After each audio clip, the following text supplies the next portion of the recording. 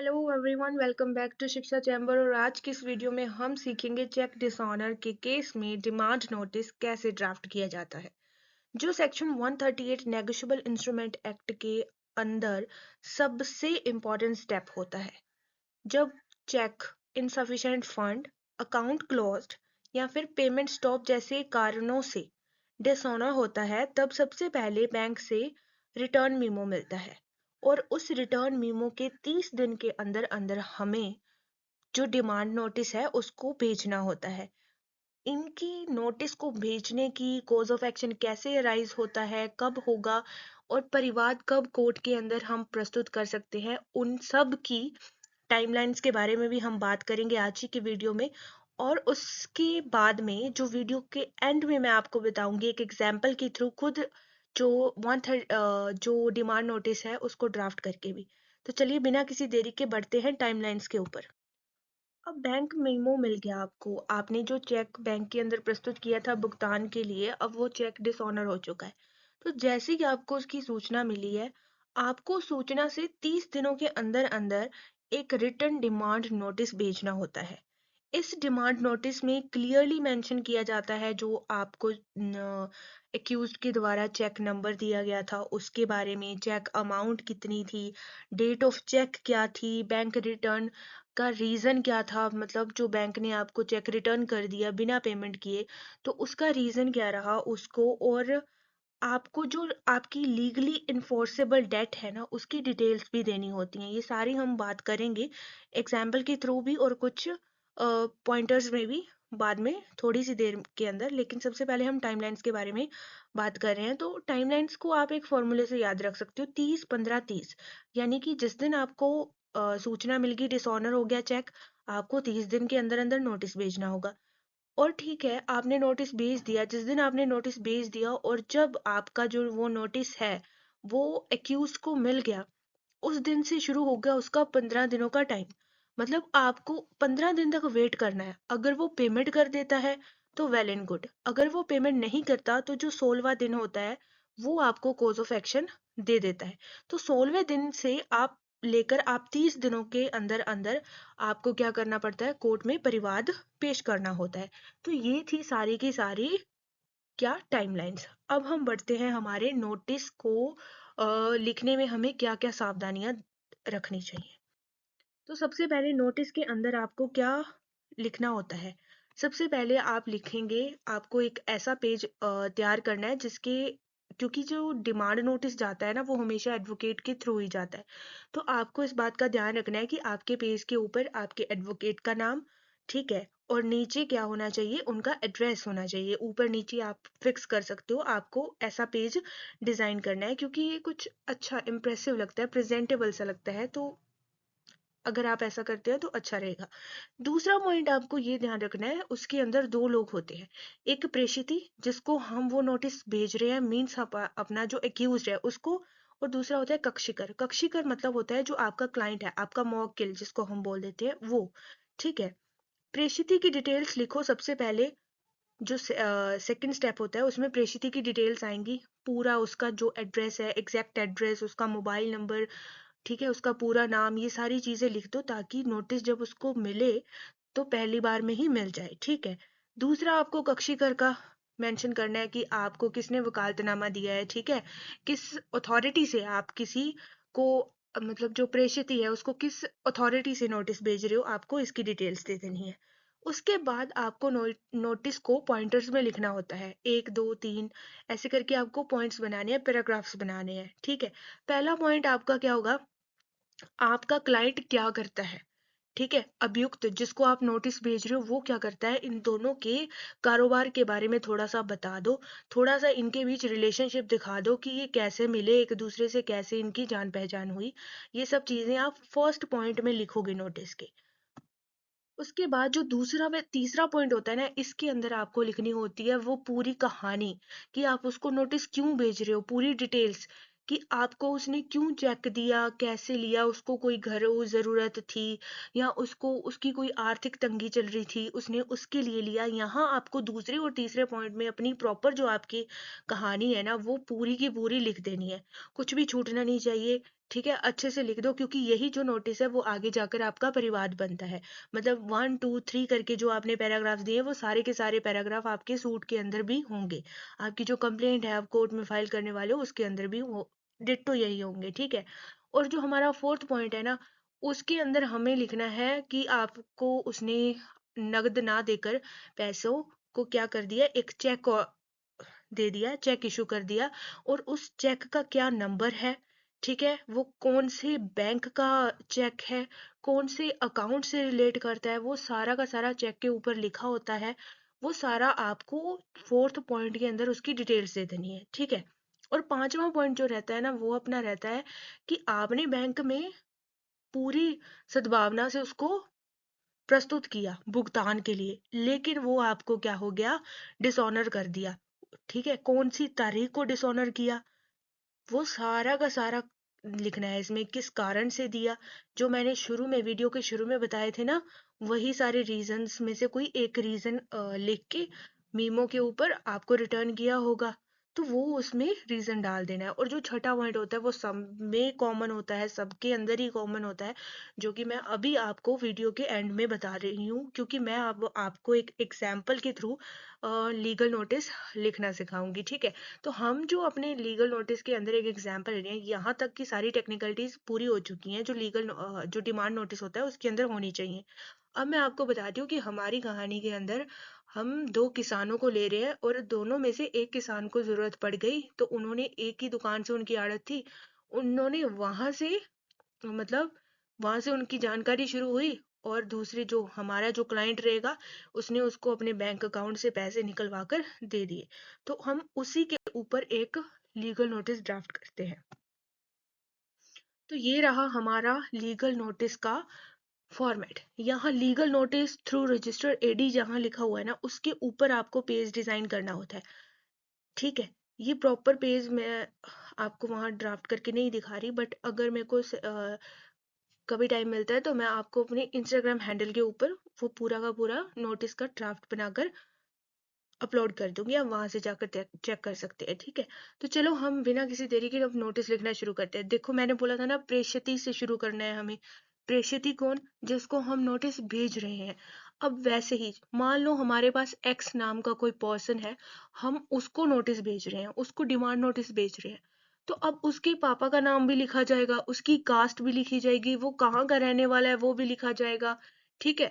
कहाँ का रहने वाला को कौन सी तहसील लगती है, कौन सा उसका जिला है, वो सारा का सारा प्रॉपर एड्रेस आपको लिख देना है, मोबाइल नंबर भी लिख देना है, ताकि जब कभी डाक जाए और वो एड्रेस पर ना मिले तो डाक क्या करे, डाकिया जो पोस्टमैन है वो उनको फोन करके उनसे पता कर ले, ताकि नोटिस उनको डिलीवर्ड हो जाए। मतलब हमें इस तरीके से पता लिखना है, सही पता लिखना है, ताकि हमें मतलब जो नोटिस है हमारा वो सही समय पर सही व्यक्ति को प्राप्त हो जाए, ठीक है। दूसरा हमारा जो रहेगा वो है जो कि से हमें शुरू करना है, ठीक है। पहला पॉइंट प्रेषित ही हो गया। दूसरा हमारा रहेगा जो कि कौन होंगे इसमें, हमारे जो मुवक्किल है, हमारे जो क्लाइंट है, उनके डिटेल्स हमें देनी है। यहाँ मैंने लिखा हुआ है मेरे कक्षीकर, मान लो ए है, तो ए पुत्र किसके हैं, बी के हैं, जाति उनकी लिख देनी है, निवासी वो कहाँ के रहने वाले हैं, पूरा एड्रेस आपको इनका भी लिख देना है। ने समस्त तथ्यों से अवगत करवाकर तथा वकालतनामा सौंप कर आपको निम्नानुसार नोटिस देने हेतु अनुदोषित किया है। ये लाइन डिट्टो की डिट्टो उठा के आपको लिख देनी है। वैसे तो ये पूरा नोटिस आपको इसीलिए प्रोवाइड करवाया जा रहा है ताकि आप मतलब इजीली इसको कॉपी कर सको, ताकि आप अपने काम में इस्तेमाल ले सको इसका, ठीक है। फर्स्ट पॉइंट अब हमारा शुरू होगा, जो मैंने बताया था कि पहले आप अपने क्लाइंट की डिटेल्स दे दो, और जिस व्यक्ति को आप नोटिस भेज रहे हो उसकी डिटेल्स दे दो, ताकि दोनों के अंदर एक रिलेशनशिप शो कर सको, ठीक है। तो यहाँ हमने शुरू किया यह है कि मेरे मौकिल एक मेहनती व्यक्ति हैं, जो अपने जीवन यापन के लिए एक कृषक के रूप में खेतीबाड़ी का काम करते हैं। मैंने बताया था एग्जाम्पल में कि हम एक किसान का एग्जाम्पल ले रहे हैं, ठीक है। उसी मेहनत मजदूरी की कमाई से उनके घर का घर खर्च चलता है। काफी वर्षों से मेरे मुवक्किल इसी काम से अपनी आजीविका चलाते हैं, और समाज में उनकी एक ईमानदार और विश्वसनीय व्यक्ति के रूप में पहचान है। और जो क्लाइंट है उनको हम आप सॉरी क्लाइंट नहीं, जिसको हम नोटिस भेज रहे हैं, नोटिस में हम उनको आप करके संबोधित करेंगे। तो आप भी एक किसान है जो खेतीबाड़ी करते हैं। ये मैंने पहले पॉइंट में क्या बता दिया, उनकी रिलेशनशिप बता दी, मतलब उनका काम बता दिया, वो कैसे काम करते हैं। अब दूसरा पॉइंट हमारा ये आता है कि ये जो नोटिस है वो आपको इस आशा से प्रेषित किया जा रहा है। इसके अंदर क्या लिखना है मैंने पहले ही बताया था, दूसरे और तीसरे पॉइंट में आपको अपनी कहानी लिख देनी है, जो आपकी जेन्युइन कहानी है ना, आपके जो फैक्ट्स हैं आपको उनको लिखना है। आपकी, जैसे मैंने लिखा हुआ है, आपके और मेरे मुवक्किल के बीच, आपके मतलब कि जिसको हम नोटिस भेज रहे हैं, और मेरे मुवक्किल मानी कि यानी कि हमारे जो क्लाइंट है उनके बीच पुराना परिचय था, क्योंकि आप और मेरे मुवक्किल दोनों ही एक ही दुकान, कुछ भी इसका एग्जाम्पल ले लो, 5 40, मैंने तो एग्जाम्पल के लिए लिखा है, लेकिन आपका जो जेन्युइन होगा वो लिखना होता है, से आर्ट रखते हैं। वहां अक्सर आपकी मुलाकात मेरे मुवक्किल से होती रहती थी, जिसके कारण आप और मेरे मुवक्किल के अंदर जान पहचान और विश्वास का संबंध स्थापित हो गया। इसी आपसी जान पहचान का फायदा उठाते हुए आपने मेरे मुवक्किल से संपर्क किया और बताया कि आपको अपनी आर्थिक व घरेलू जरूरतों के लिए, याद रखो ये लिखना बहुत ही जरूरी है, कि उसने किस कारणों से आपसे पैसे उधार लिए थे, ठीक है। आर्थिक व, जैसे इस एग्जाम्पल में आर्थिक और उसकी घरेलू जरूरतें थी, उसके लिए उन्होंने उधार लिया था, ठीक है। और आपको तत्काल प्रभाव से कितने की जरूरत थी, 4,10,000 की अमाउंट की जरूरत थी। ये कहकर आप, मतलब आपने मदद मांगी, आपने मीन्स जिसको नोटिस भेज रहे हैं उसने मदद मांगी। लेकिन शुरुआत में मेरे मुवक्किल ने आपको इतनी बड़ी रकम देने से मना कर दिया, क्योंकि मेरे मुवक्किल भी एक मध्यम वर्गीय किसान है और इतनी बड़ी रकम अदा करने में असमर्थ है। लेकिन आपने अपनी आर्थिक स्थिति और घरेलू जरूरतों का हवाला दिया, लगातार उक्त राशि मांगते रहे। मतलब कि आपको मना कर दिया गया था शुरू में इतनी बड़ी अमाउंट देने के लिए, लेकिन फिर भी आप मांगते रहे, मांगते रहे। तो थर्ड पॉइंट हमारा क्या बता रहा है, कि आपने मेरे मुवक्किल को ये विश्वास दिलाया कि उक्त राशि को लगभग 1-2 महीने में मैं लौटा दूंगा, जिससे मेरे मुवक्किल ने आपसी जान पहचान और मानवता के आधार पर इस विश्वास के साथ कि आप अल्प अवधि में उक्त दी गई राशि वापस कर देंगे, तो आपको 4,10,000 रुपए नकद तुरंत मेरे मुवक्किल द्वारा अपने बैंक से निकाल कर 23 दिनांक जरूर लिखना, कौन सी दिनांक को दिए थे। अगर नहीं याद तो आप ये लिख सकते हो, लगभग 1 महीने में, 2 महीने। अगर आपको दिनांक एग्जैक्ट याद नहीं है तो आपको जितना समय हो गया उसको जरूर उसके अंदर मेंशन करना। जैसे इसके अंदर 23/5/2025 को दिए थे, लेकिन आज दिनांक जिस दिन ये नोटिस लिखा जाएगा वो दिनांक 29/11/2025 तक ना तो आपने मेरे मुवक्किल द्वारा दी गई 4,10,000 रुपए की राशि को लौटाया है, और ना ही इस संबंध में कोई उत्तर दिया है। फोर्थ पॉइंट में हमें ये लिखना है कि जो मेरे मुवक्किल ने आपसे कई बार मौखिक रूप से संपर्क कर राशि वापस करने को कहा, लेकिन आप हर बार टालमटोल कर, फसल ठीक न होने, मंदी के बहाने बनाते रहे, आपका व्यवहार असहयोगजनक होने लगा और धीरे धीरे संपर्क भी बंद होने लगा। तो आखिरी बार लगातार मांग की विनती करने पर आपने मेरे वकील को एक चेक संख्या, जो चेक उसने दिया है उसका नंबर, वो कौन से अकाउंट का है, कौन सी तारीख को दिया गया था, यहाँ दिया गया था 21/11/2025 को, कितनी राशि का था, 4,10,000 रुपए का, कौन से बैंक से दिया गया था, उसकी शाखा, पेटे का चेक मेरे मुवक्किल के नाम से जारी किया और कहा कि इस चेक के भुगतान से आपका सारा उधार चुकता हो जाएगा। ध्यान रखना इसके अंदर आपको बैंक का नाम ही नहीं, उसकी शाखा भी लिखनी है, क्योंकि जो ब्रांच होती है ना उसी से क्षेत्राधिकार डिसाइड होता है।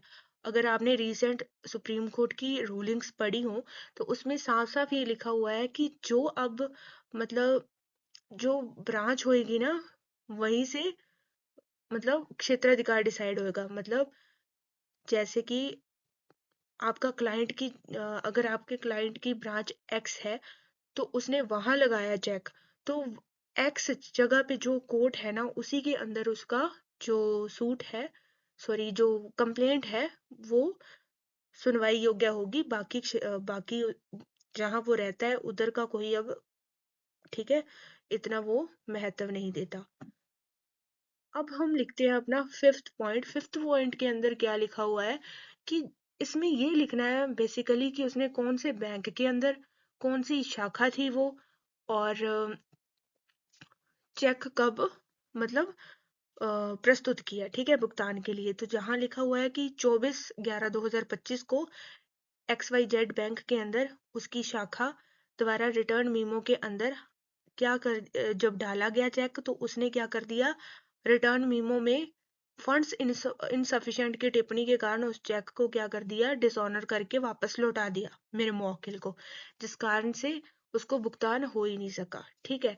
छठा पॉइंट आएगा यह है कि आपको भली भांति जानकारी थी, ये सेम वही पॉइंट है जो हर एक नोटिस के अंदर एज इट इज चिपका हुआ मिलेगा आपको। यह है कि आपको भली भांति जानकारी थी कि आपके बैंक खाता में चक्रित राशि पर्याप्त नहीं है, फिर भी आपने मेरे मुवक्किल को उक्त पेटे का चेक जारी किया जिसका भुगतान मेरे मुवक्किल को नहीं हो सका, जो कि आपने निर्धारित समय में पहले उक्त राशि का भुगतान नहीं किया और चेक भी धनव आपके कारण अनादृत हो गया, जो ये दर्शाता है कि आपके द्वारा ली गई राशि चुकाने की कोई मंशा नहीं थी और यही कारण मेरे मुवक्किल को आपके विरुद्ध प्रकरण में लिखित अधिनियम 1881 की धारा 138 के अंतर्गत कार्यवाही प्रारंभ करने का वैधानिक अधिकार देता है। ठीक है, उसके बाद हमको अपने डिमांड नोटिस को कंक्लूड कर देना है, जो कि हम लिखेंगे, अतः आपको नोटिस भेजकर उल्लेख है कि आप नोटिस प्राप्ति के 15 दिन के अंदर अंदर चक्रित राशि रुपए 4,10,000 रुपए का भुगतान मेरे मुवक्किल को करके रसीद प्राप्त कर ले में, अन्यथा बाद मियाद अगर उक्त राशि का भुगतान करने में आप विफल रहते हैं तो बाध्य होकर मेरे मुवक्किल को आपके विरुद्ध उचित कानूनी कार्यवाही करनी पड़ेगी, जिसके समस्त खर्चे और व्यय और परिणामों के लिए आप खुद उत्तरदायी होंगे। और वो उसमें दिनांक लगा दो और अपने जो एडवोकेट जो आपने अपॉइंट किया है उसके साइन करो। ठीक है, और इस नोटिस को डाक के थ्रू उस तक पहुंचा दो, जो एक्यूज्ड है उस तक पहुंचा दो। तो ये था हमारा पूरा का पूरा 138 के अंदर भेजा जाने वाला डिमांड नोटिस, जिसके अंदर हमने ए टू जेड देखा, आपको एग्जाम्पल भी दिया कि नोटिस को कैसे लिखते हैं। ठीक है, तो आप अगर नोटिस ड्राफ्ट करना चाहते हैं तो आपको एज इट ही लिखना होगा। बस जो दूसरा और तीसरा पॉइंट है उसके अंदर आपको अपनी कहानी जो आपके जेन्युइन फैक्ट्स है उसको लिखना होगा। टाइमलाइंस का बेहद ध्यान रखा जाए कि जो डिमांड नोटिस है वो 30 दिन के अंदर, डिसऑनर की डेट से लेकर 30 दिन के अंदर अंदर आपको भेजना होता है। ठीक है, और जिस दिन वो प्राप्त हुआ वहां से आपके 15 दिन, आपके जो एक्यूज है उसके 15 दिन का टाइम पीरियड शुरू हो जाएगा।